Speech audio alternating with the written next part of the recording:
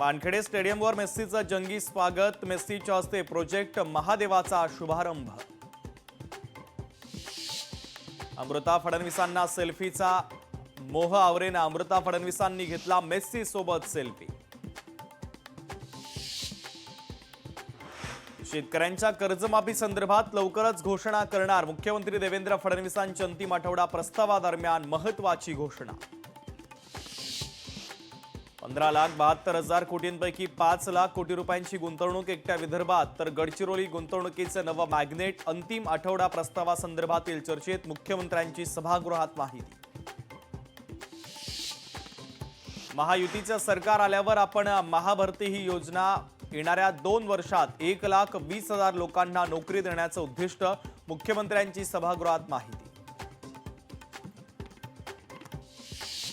नागपूर ते गोवा या प्रस्तावित शक्तीपीठ मार्गाला विरोध होत असताना राज्य सरकारचा या मार्गाचं संरेखन बदलण्याचा निर्णय। तर नागपूर गोवा दरम्यान शक्तीपीठ मार्गात बदल। मुख्यमंत्री फडणवीसांची माहिती।